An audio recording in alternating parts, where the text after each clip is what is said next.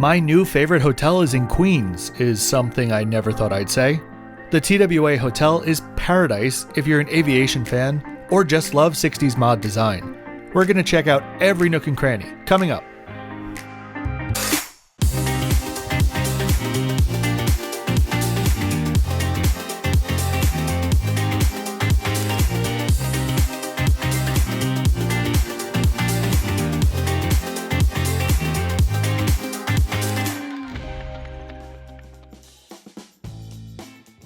From my research about the TWA Hotel, there are 3 distinct types of people who have opinions about it. First off, those that just don't get it and don't understand the price tag. Okay, valid point. Then, there are those that cannot live without finding something to complain about every 3rd minute of their life. And finally, there are those that think a price cannot be put on the almost Disney World-like magical sensory overload that is the TWA Hotel. Take a guess where I fit in. Let's see where we are. The TWA Hotel is located at John F. Kennedy Airport in New York, in the outer borough of Queens to be specific. A somewhat unpopular opinion, I enjoy taking the train out to Kennedy. Take the E, J, or Z trains to Sutphin Boulevard, then transfer to the SkyTrain, around 45 minutes from Midtown and only $10.50. The SkyTrain runs in a loop around the terminals, and you're going to get off at JetBlue's Terminal 5 to easily access the hotel. As soon as you get off the SkyTrain, there will be markings on the floor directing you to the hotel. Follow those to the ground level, and it's just a 5-minute walk away. There are 5 main structures to the hotel itself. First off, we have the original TWA Flight Center. Attached to that are the 2 newly built wings, the Hughes wing and the Saarinen wing. This is where all the hotel rooms are. Those wings are connected to the flight center by the red tubes, which also connect you to Terminal 5. On top of the Hughes wing is the spectacular rooftop pool, and just in front of the flight center is Connie, the Lockheed Constellation that has been converted into a cocktail lounge. Let's talk about views for a moment because these are important if you're paying for a runway view room. While the Saarinen wing has views of Terminal 5 gates and runway 13 left, 31 right, the Hughes wings can see those, plus the wide-body A gates in Terminal 4. On the higher floors, you can basically see all the runways. Like all of my videos, there are detailed chapters below, but there's a lot going on here, so just in general terms, we're going to take a look at the exterior first, then the flight center and Connie, then my room tour, followed by the pool and plane spotting, and finally all of the F&B venues.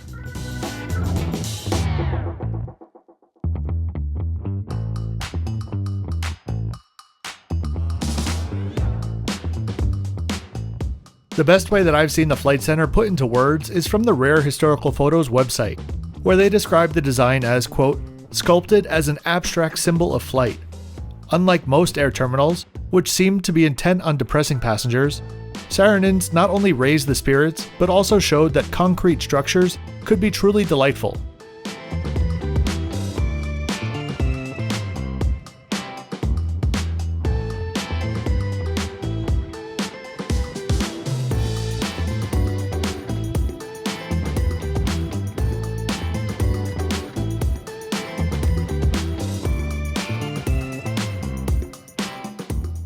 When you're visiting, and by the way, you can visit without staying here, all of the common areas and restaurants are open to the public, and during the warmer months, they sell day passes to the rooftop pool.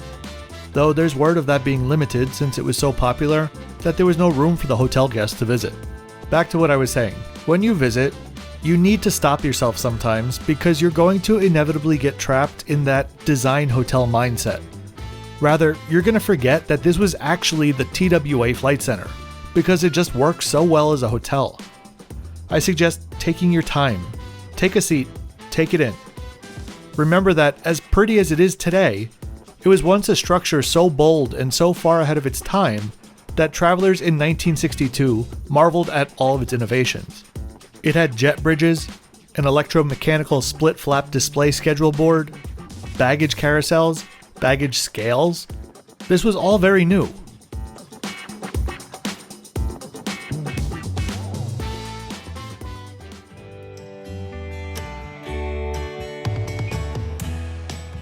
Eero Saarinen, the Finnish-American architect tasked with the terminal's design, began sketching the project in 1956. and broke ground in 1959. Before he formed his own firm after his father's passing, Saarinen previously designed furniture, including the award-winning Tulip Chair. Later, he went on to design the GM Technical Center in Michigan, the St. Louis Gateway Arch, the Washington Dulles Terminal Building, and many others. He was known as a rationalist designer with a bit of a flair for the dramatic. You might look at the terminal at JFK and wonder, how is that at all rationalist design? Well, the plot of land allocated to TWA, owned by Howard Hughes at the time, was not the most desirable, and it was wedge-shaped, hence the shape of the flight center. It captures the essence of the age of flight within the confines of the oddly shaped plot. Today, the entrance is flanked with the check-in area on the left and the food hall on the right. Saarinen unfortunately died of a brain tumor just 1 year before the flight center opened. Honoring that legacy was a very tall order in restoring the building. The fate of the structure was in limbo for many years until finally becoming a New York City landmark in 1994, protecting its future. After the turn of the century, the development of Terminal 5 behind it, and TWA's bankruptcy, in 2005 it was listed on the National Register of Historic Places. That campaign was led by Richard Southwick. He was the architect specializing in historic preservation, tasked with restoring the flight center and developing it into a hotel, a decision that finally came in 2014. In its redevelopment, hardly any expense was spared to do it correctly. The Sunken Lounge that you see here was rebuilt from the original plans. Chili Pepper Red was used extensively, I mean very extensively, throughout the hotel. But it wasn't in a very garish or tacky way. Most of it balanced with the solid white surfaces, or the 20 million ceramic penny mosaic tiles that were sourced to cover the floors throughout.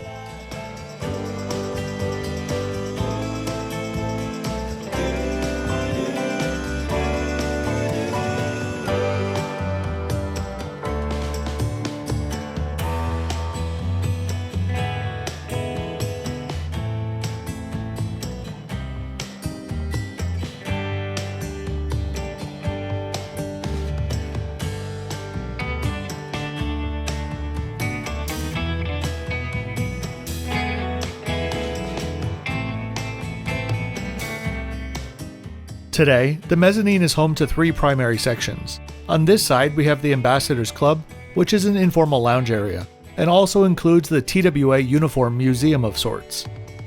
On the other side are the 2 sit-down restaurants by Jean-Georges, which we'll see a bit later. Both sides joined in the center by the peaked bridge spanning the middle.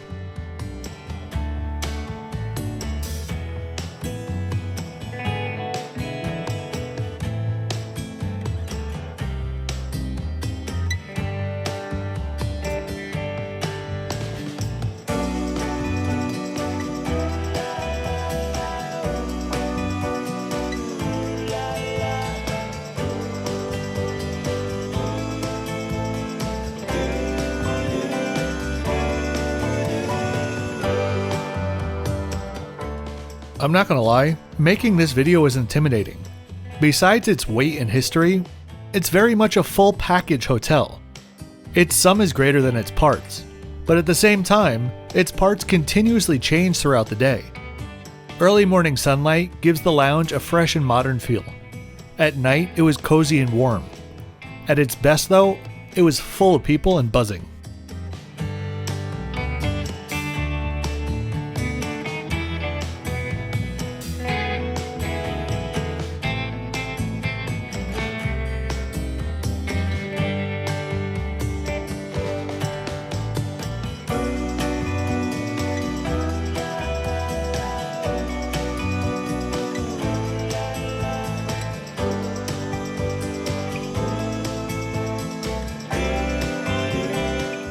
Now we're on our way to see Connie herself.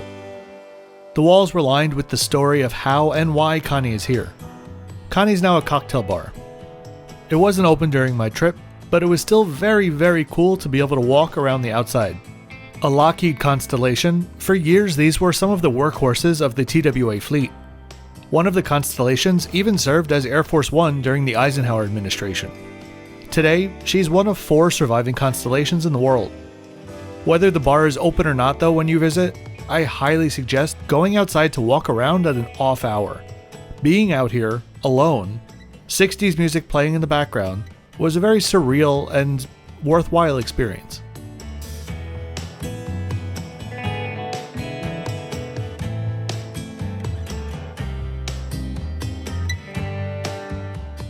Don't hit your head on the red tube as you walk under it though. On the left is JetBlue's Terminal 5, and behind Connie is the Hughes wing of the hotel.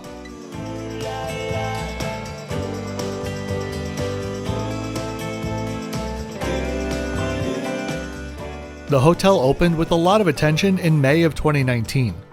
Developed by Brooklyn-based Chiavara architects, the hotel wings are carefully designed to be an homage to Saarinen, while also not distracting from the flight center itself. The wings, with a total of 512 rooms, were designed to be as compact as possible so that they could be positioned further away from the main building. Painstaking measures, which we'll enjoy in a bit, were taken to build the hotel facilities in the exact material palette of the flight center, but with a modern twist. For now, let's just enjoy a bit more time with Connie.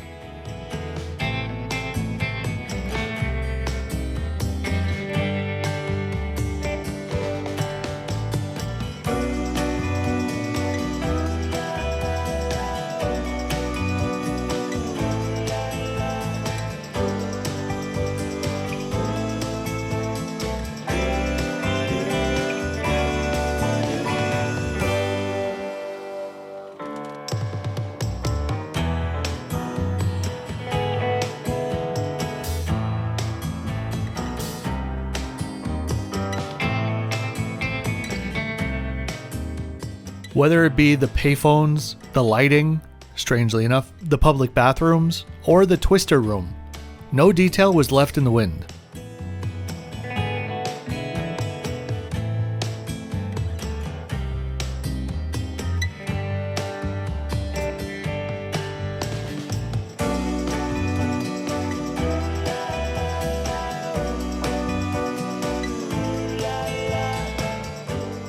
Here we have, I guess, around 100,000 of those 20 million tiles. On the right is the photo studio, as well as the gift shop.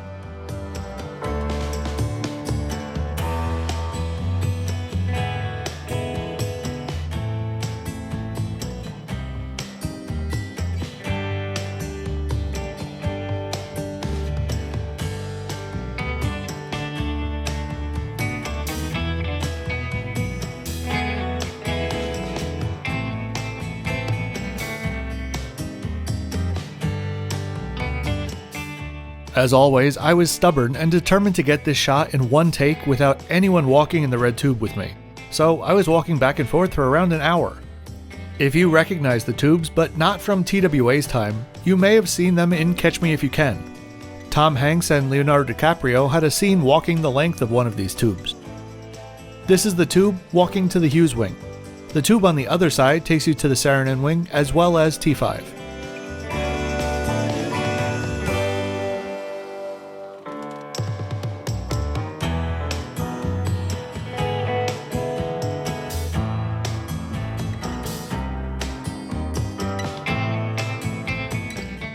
Saarinen's love of hardwood floors, terrazzo flooring, and brass details are seen throughout the hotel wings.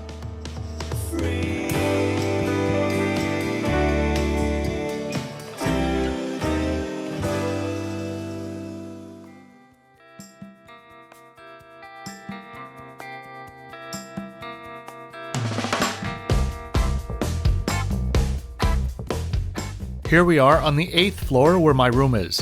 I'll be honest, I just enjoyed walking the halls. At any given point, it seems like they may go on forever due to the curvature. Ironically though, to contrast with the head house, the design of the hotel wings don't actually feature any curves in the structure at all. Not a single one. It's all progressively angled facets. Here we are in my Runway View King Room. When I checked in, I was asked if this was my first time here.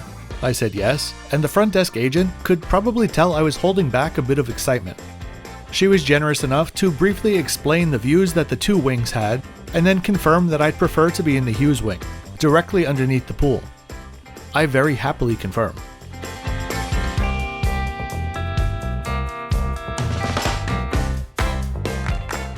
Complete with Saarinen chair, tulip table, rotary phone, and brass switches, the room is part glam, part throwback, and very comfortable.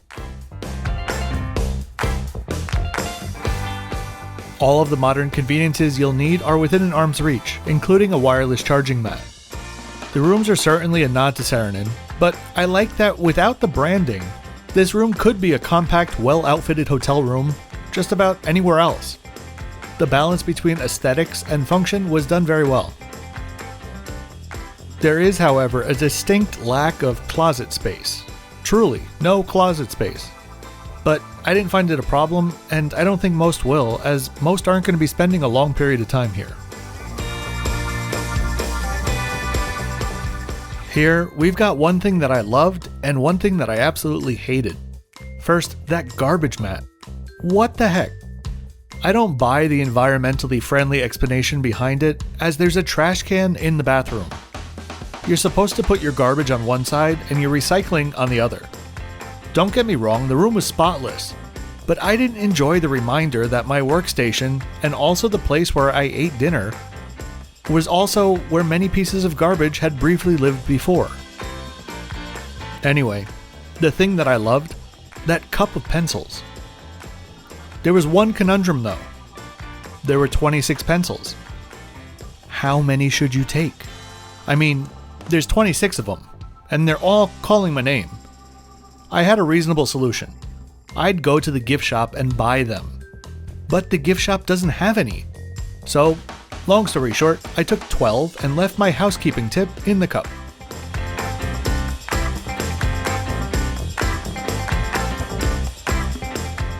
One thing worth pointing out about the room, they used some sort of super duper 7-layer glass to insulate from the aircraft noise, and they worked really well. I read a quote from a Curbed article that caught my attention. It's hard to believe you're actually there, nose pressed against the window like a little kid, watching a meditative parade of airplanes while hearing not so much as a peep from any of them.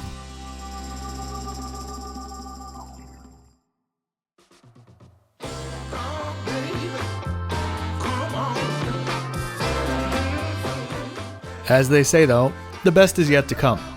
On a chilly morning in early November, I had my best sunrise of all of 2021 on this rooftop.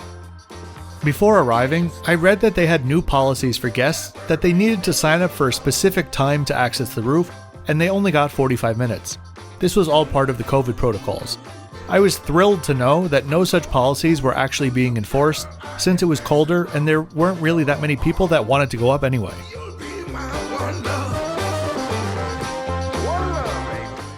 Far in the distance, you can also see Manhattan getting its first peek of the day's light. Much easier to see in person though.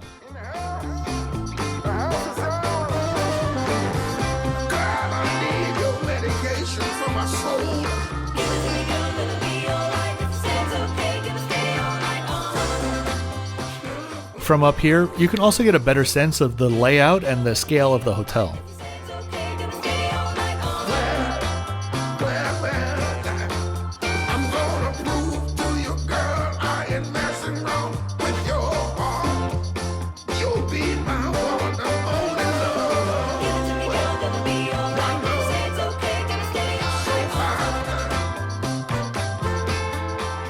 On the right side are Terminal 4's A gates, where mostly only wide-bodies park, including all of the A380s at the airport.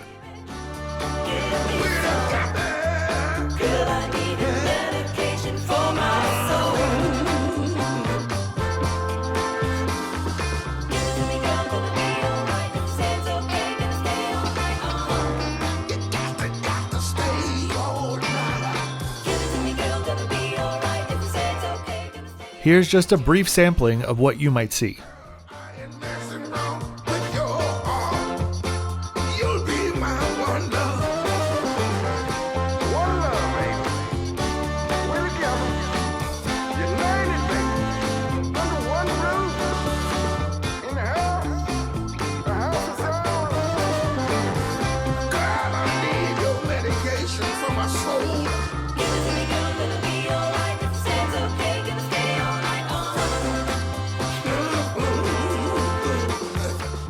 I stopped recording literally half a second before the pilot of this Virgin A350 waved to us up top. From what I can tell, this hotel is just as much a treat and an icon for them as it is for us. When the hotel first opened, there were paid actors walking around in pilot or flight attendant uniforms to add to the ambiance of the flight center. Nowadays, American Airlines, possibly others as well, use the hotel sometimes as a layover hotel, so now you'll see actual flight crews walking through regularly.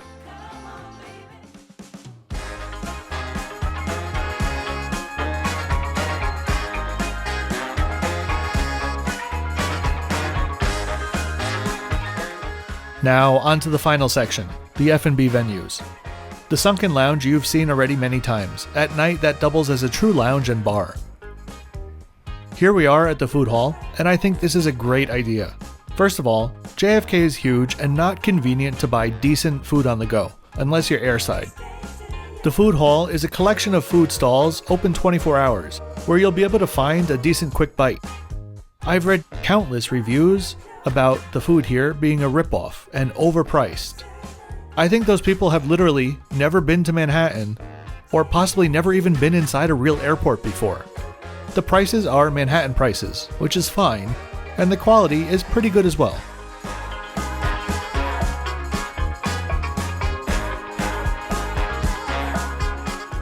Next up, we have the Intelligentsia Coffee kiosk just across from check-in. Coffee was great, only negative is that it doesn't open until 8 o'clock. By that time I'm usually on like my third cup.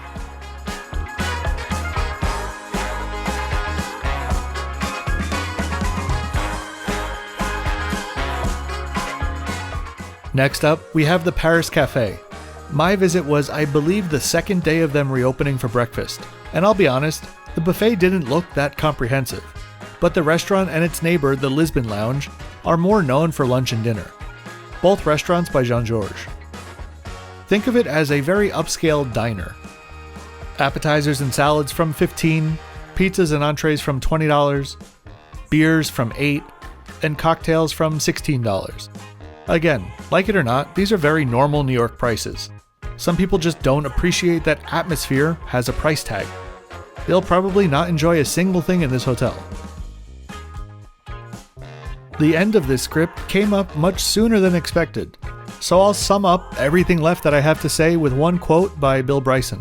Quote, "The greatest reward and luxury of travel is to be able to experience everyday things as if for the first time. To be in a position in which almost nothing is so familiar that it's taken for granted." I've been to countless hotels and airports, but the TWA Hotel is certainly something special. Now, onto the flip-flop score. Honestly, originally I had it at a perfect 100 out of 100, but I just can't let that garbage mat go. This is an iconic monument of a hotel, which will either be loved for the atmosphere and history, or loathed for the price and fuss by each guest inside. If you think it might not be worth it, there's a Crowne Plaza just down the road. Overall, a 99 out of 100. Clearly, I recommend it. Thank you so much for watching this video. I really hope you enjoyed it. If you did, please hit that thumbs up button and subscribe for 2 new flight or hotel reviews every week.